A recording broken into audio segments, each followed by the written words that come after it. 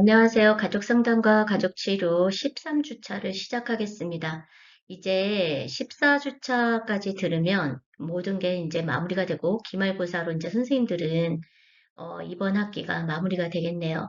마무리를 잘 준비하는 것도 되게 중요하니까 우리 선생님들이 끝까지 힘내서 잘 이겨내길 바랍니다.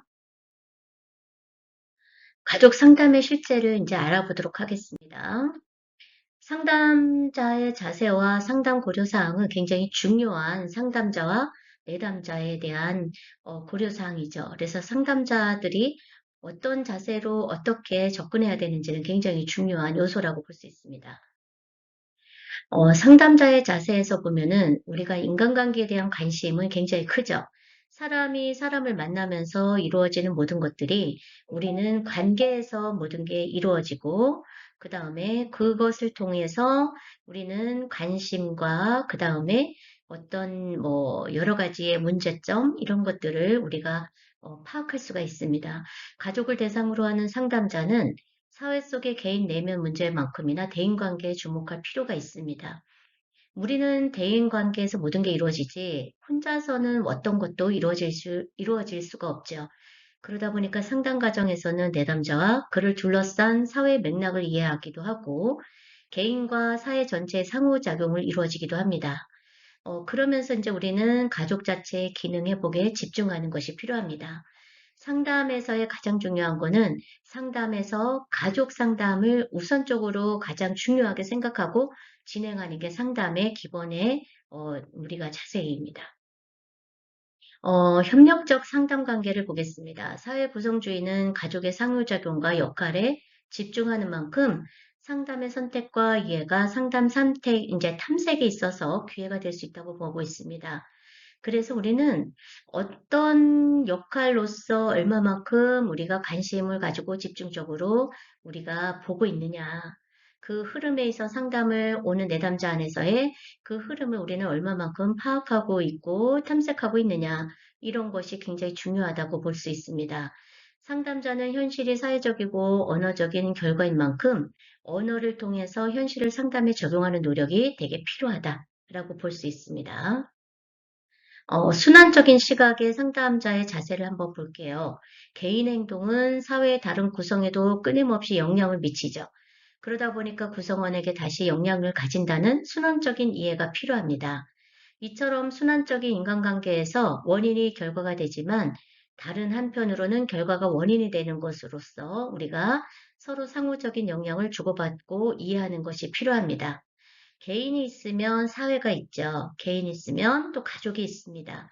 이런 어떤 개인과 사회가 돌고 돌아서 순환적인 이해가 됨으로써 우리는 상호적으로 영향을 주고받을 이해가 된다라고 볼 수가 있죠.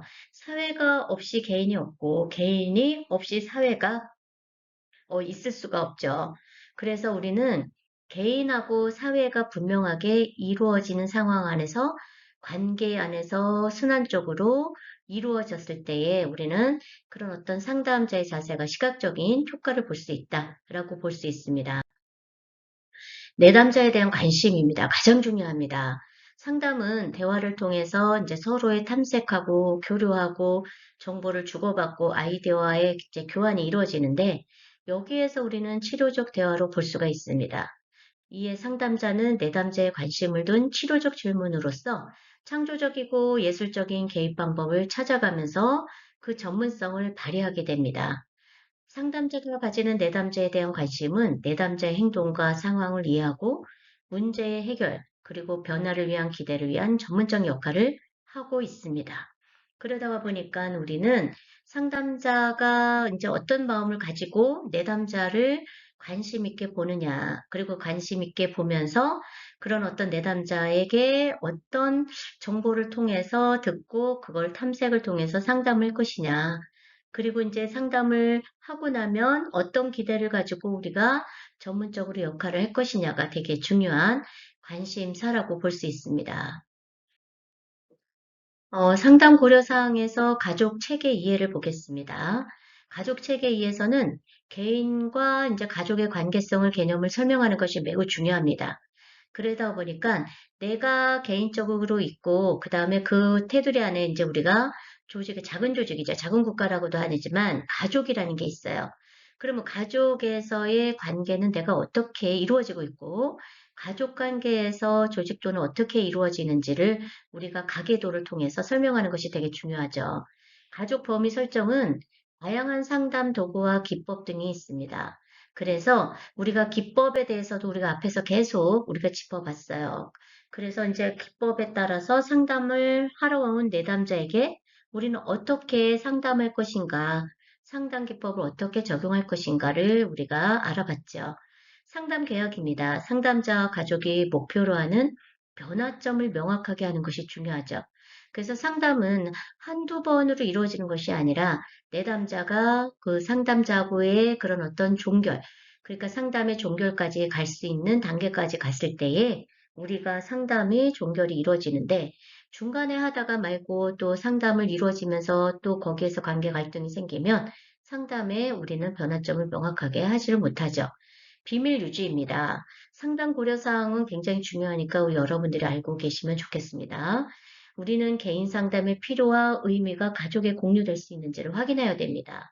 비밀은 우리는 상담을 하고 내담자하고만의 그런 어떤 비밀 유지가 아니라 누군가의 관계 안에서 내담자든 아니면 그냥 주변에 내가 관계 안에서, 인간관계 안에서는 모든 게 비밀 유지가 돼야 되는데 비밀 유지가 되지 않다가 보니까 그런 어떤 말 속에서 번지면서 또 그 말이 그대로 이제 전달되는 것이 아니라 왜곡되거나 또한 이게 가대 포장이 되어서 우리가 전달되다 보니까 관계가 무너지는 거죠. 그러다가 보니까 이 관계 안에서 말을 표현하는 거에 있을 때에 내가 어떻게 표현하고 그 말을 표현한 것을 내가 그 사람하고의 관계에 있을 때 얼마나 보장을 해주느냐. 이게 굉장히 중요한 역할이라고 볼 수 있습니다. 그래서 우리는 상담사는 기본적으로 비밀 유지가 가장 기본 원칙입니다. 그러면 상담 실제를 이제 볼게요. 우선은 사전 상담과 명료화, 그 다음에 관계 형성, 목표 설정, 가족 이해, 상담 과정의 의사소통, 이렇게 6가지를 우리가 지켜볼 건데, 이 6가지를 통해서 우리는 상담의 실체를 더 정확하게 이제 한번 더 짚어가도록 하겠습니다. 사전 상담입니다. 가족 상담이 이루어지기 전에는 우리가 이제 사정 상담에 있을 때에 상담 의뢰자와 전화로 이루어지는 것이 대표적이죠. 왜 그러냐면 누군가의 상담을 하려면 직접적으로 만나려고 하더라도 전화를 통해서 만남을 약속을 하고 시간과 요일을 정해서 만남이라는 것을 갖기 위한 절차가 필요하겠죠. 그래서 접수 면담이 있습니다. 상담 참여와 방향, 구조를 명확하게 해야 되기 때문에 접수를 받은 다음에 그 다음에 이제 구체적으로 상담의 일정을 잡게 되겠죠. 상담에서 이제 사전 상담에서는 상담자에 대한 신뢰뿐만 아니라 내담자를 이해하고 돕고 싶어하는 믿음을 분명히 드러낼 수 있어야 됩니다. 그러다가 보니까 상담 과정 전체에 도움을 주는 과정이 우리가 사전 상담이라고 볼 수 있습니다. 명료합니다. 상담자가 가족 문제를 명료하게 하는 것은 치료적 개입의 아주 중요한 과정입니다. 그래서 가족 구성원 각자가 제시하는 문제와의 관련성, 더 나아가 언급되지 않은 문제들도 함께 관찰해야 되죠. 그러다가 보니까 전문성의 신뢰로 이어지기도 합니다. 그래서 우리는 어떤 문제가 있는지를 명료하지 않으면은 어떤 문제를 해결해야 되고 이걸 어떻게 우리가 같이 합리적으로 이것을 개입해야 되는지를 알 수가 없겠죠. 그래서 상담에서 가족 문제를 명료화해서 치료에 접근적으로 우리가 가는 것이 되게 중요하다고 볼 수 있습니다. 명료화는 첫 번째 개입이 되어서 가족의 대응, 기여, 이런 것들을 통해서 이해하는 데 도움을 주기도 합니다. 문제를 명료하기 위해서는 가족 구성원의 문제가 무엇인지, 그 다음에 변화를 위해서 필요한 것이 무엇인지, 또 모두가 표현하도록 이해해야 되고, 가족 변화에 주도적이고 자발적 참여에 도움을 주어야 됩니다. 그래서 여기서 가장 중요한 거는 가족 구성원의 문제가 뭔지를 우리는 명료해야 됩니다. 문제가 뭔지를 모르는 상황에서 그걸 변화를 주는 데는 갈 수가 없겠죠. 그래서 우리가 내담자하고의 이야기를 통해서 할 때 가족 상담에 있을 때에 문제가 뭔지를 명확하게 파악하고 명료하는 것이 되게 중요하다라고 볼 수 있습니다. 상담자는 가족들이 문제를 이야기하는 동안 먼저 이야기하는 사람과 문제의혹 요청, 가족 내 권력자, 방해자, 연합 등을 파악해야 됩니다. 그래서 가족이라는 것을 통해서 누군가를 상담하면 가족을 모두를 상담해야 돼요. 그래서 거기 안에서 이루어지는 문제가 가장 큰 문제로 일으키는 어떤 가족의 중에서 중심 인물이 누군지를 파악해야 되겠죠. 그것을 통해서 우리는 상담을 어떻게 풀어갈 건지, 그 다음에 문제 해결을 어떻게 갈 건지를 우리가 알게 되는 것입니다. 그래서 우리는 어, 상담을 하러 온 사람이 가장 큰 문제가 있을 수도 있지만 그게 아니라 너무 답답한 마음에 상담을 통해서 가족의 문제를 해결하고자 하는 문제 해결을 강력하게 요구하는 사람이 상담을 가장 먼저 요구하는 경우가 있죠. 그래서 우리는 거기에서 보면은 가족 내 권력자가 가장 문제를 우리가 이제 일으키고 있다. 왜 그러냐면 가족 내에서 합리적인 방법으로 의사소통이 이루어져야 되는데 권력자를 통해서는 의사소통이 이루어지지 않는다는 것은 가족 관계에서 이미 벌써 갈등이 심화가 됐다라고 이제 볼 수가 있는 거기 때문에 우리는 상담자 가족 문제를 이야기를 통해서 우리가 먼저 파악해야 되는 것이 명료화되는 것이 중요합니다. 관계 형성입니다. 상담자와 가족의 치료적 관계 형성은 상호 간의 이제 정서적 공유와 기대감을 공유하는 복잡한 과정으로 이루어지고 있죠. 그래서 초기 단계 상담자의 수용, 공감적 이해, 진실성 등이 중요한 역할을 하고 있습니다. 우리가 라포라는 거를 우리 많이 들어봤죠. 라포 형성이 뭐냐. 그래서 우리는 상담자와 내담자하고 라포 형성이 이루어져야 되고 우리가 이제 공부를 하는 우리 선생님들 안에서도 같은 동기들 안에서도 라포 형성이 이루어지지 않으면 안 된다. 라고 이제 얘기를 하죠. 라포라는 자체는 상담 과정 전체에 지속적인 영향을 주기도 하고 합류를 통해서 상담자가 가족체에게 직접적 관계를 맺을 수 있도록 합니다. 그건 즉슨 가족이 익숙하게 사용하는 어휘를 사용하는 거예요. 라포라는 거는 이해관계죠. 이해를 하는 거예요. 소통이죠. 그런데 가족 안에서 서로 이해하지 못하는 익숙하지 않은 언어를 쓰게 되면 어떻게 되죠? 무시를 하거나 그냥 관계가 무너지거나 이해가 안 되거나 그 다음에 또 어떻게 되죠? 그냥 방임이 되거나 무시를 하면서 방임이 되면 어떻게 되나요? 갈등이 심화가 되겠죠. 그래서 언어적 의사소통이 라포 형성에 도움이 됩니다. 그래서 라포라는 거는 우리가 서로 인간관계 안에서 우리는 관계를 맺을 때 서로 익숙하게 서로 알아듣기 위한 언어를 사용한다. 어휘를 사용하는 것이 라포 형성이다. 라고 이제 이해하시기 바랍니다. 우리가 목표 설정을 하게 되겠죠. 목표는 장기 목표와 단기 목표로 구분됩니다. 그래서 가족 상담은 가족 구성원 모두가 관련된 만큼 첫 회기부터 상담 목표가 합의되는 것은 쉽지가 않습니다. 처음부터 상담이 잘 이루어져서 해결점이 된다면 아주 최상이죠. 하지만 문제라는 거가 발생하는 과정이 있을 때는 그 문제를 해결하기 위해서 여러 가지의 과정들을 통해서 해야 됨이 있는데 상담을 하는 그 과정 안에서 이미 상담을 요청을 했다는 것 자체에서는 처음부터 과정에 문제가 해결된다라고 하면 문제가 그렇게 크지도 않고 발생하지도 않겠죠. 그래서 우리는 가족 상담은 가족 구성원 모두가 관련된 여러 가지의 첫 회기부터 마지막에 종결하기까지 쉽게 이루어지지 않은 경우도 있다. 그래서 과정을 단계로 구분해서 최종 목표에 도달하도록 하는 것이 적절한데 목표는 장기와 단기의 목표로 이루어지고 있습니다.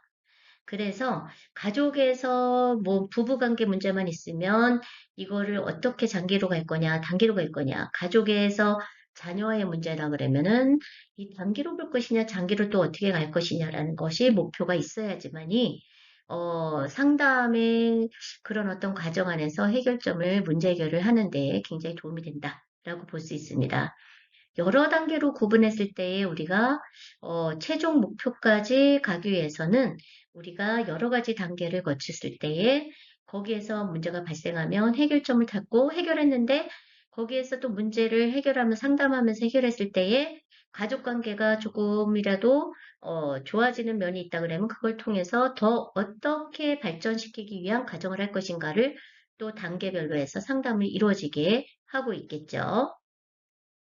가족 이해입니다. 가족에 대한 다양한 정보들은 있죠. 우리 선생님들은 가족을 많이 이해를 할까요? 우리가 가족이라고 하더라도 가지고 있는 성향과 성격과 그 다음에 생활 환경에 내가 가족 안에서가 아닌 사회에서의 이제 내가 가지고 있는 그런 어떤 환경적인 요인도 있기 때문에 가족에 대한 이해는 정말 다 안다라고 하면서도 다 알지 못하는 부분이 많다라고 볼 수 있을 것 같아요. 그래서 저 사람을 내가 잘 이해할 것 같고 엄마 아빠를 이해할 것 같은데 정말 이해가 못하는 경우 내 자식, 딸, 아들을 내가 충분히 이해한다라고 생각했는데 어느 날 이야기를 하다가 보면 이해가 전혀 안 되는 상황이 이루어질 수도 있죠.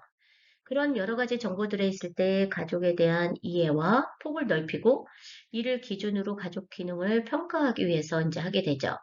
그 가족이 어떻게 기능하는지를 알기 위한 질문에서는 가족이 이제 어떤 질문에서 어떤 직접적인 질문이 그런 거를 통한 것이 아닌 가족 관계의 경험들을 토대로 확인하는 것이 필요합니다.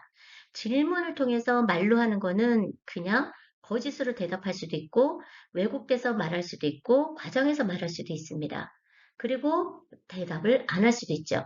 그래서 그런 질문법보다는 우리가 관계 안에서 경험들을 어떤 경험을 통해 있는지, 만약에 뭐 어떤 언어적인 폭력이 있었는지, 신체적 폭력이 있었는지, 아니면 방임을 통해서 있었는지, 이런 여러 가지의 그런 어떤 경험들을 토대로 해서 확인하는 것이 굉장히 중요한 가족의 이해가 필요하다. 또 피드백을 통해서 상담에 대한 평가와 필요 여부, 상담 형태, 이런 여러 가지를 함께 다루어져야 된다라고 볼 수 있습니다. 상담 과정의 의사소통입니다. 네, 우리가 상담 과정에 있을 때 의사소통이 제대로 이루어지고 있다라고 생각했지만 의사소통이 제대로 이루어지지 않을 때도 굉장히 많다라고 볼 수 있습니다. 그래서 우리가 보면은 침묵하는 가족이 굉장히 많아요.